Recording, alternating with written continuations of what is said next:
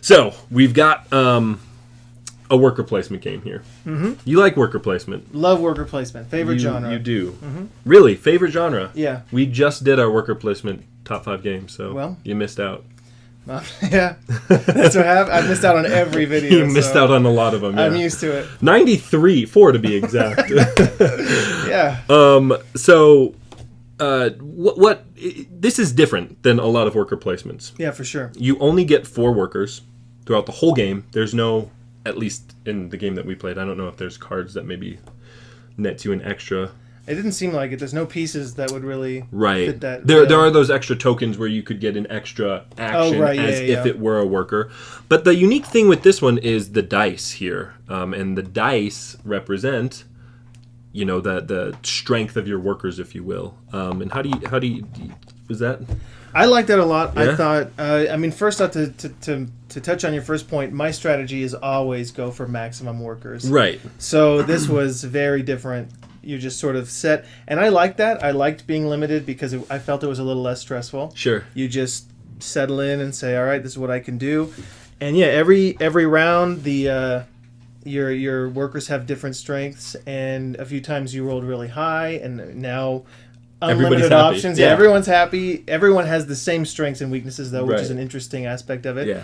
And so the low rolls, everyone's sort of stuck with. I think it just shifts your focus to, okay, what is left? What can I still do? And that's kind of an interesting aspect of it because it's usually what's left because of what have other people taken, what have other people done. And with the dice, there's the possibility that instead it shifts you down to what's left because the board is so difficult to play this round. But it does have this interesting where you have, you have these workers where you can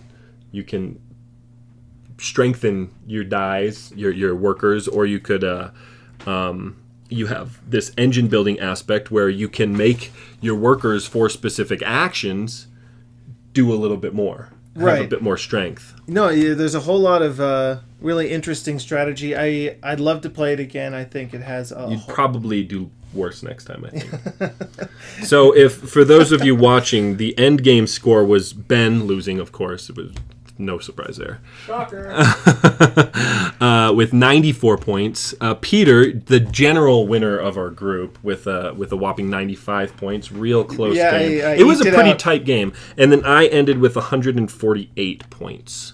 So the game's clearly broken. Clearly. To be fair, I do think that there's quite a bit of luck in this game, especially with the different cards that you're drawing. Different leaders especially can influence how you're... Well, right, and there's also sort of a limit. There's really great opportunities, and you have to be tuned into those because I never even got a chance to get any other leaders than what I originally started the game with, whereas you picked up 3 or 4, and so I think that made a big difference. And so there's not a space on the board where you can always go and at least try and get new leaders. You really have to be tuned into what their value is and when those cards come up. The interesting thing is you're going to get the same 32 cards of each color each game, right? And so you can it's just learn the order in which it comes out. Yeah, exactly. So once you've seen it once, that one can really turn the tide. That one you can be more keyed into those opportunities when they come up, and I feel like that's going to make a difference. So it's the level of experience that's going to absolutely key into it. Well, guys, that was Peter's thoughts on the game. Hope you enjoyed that.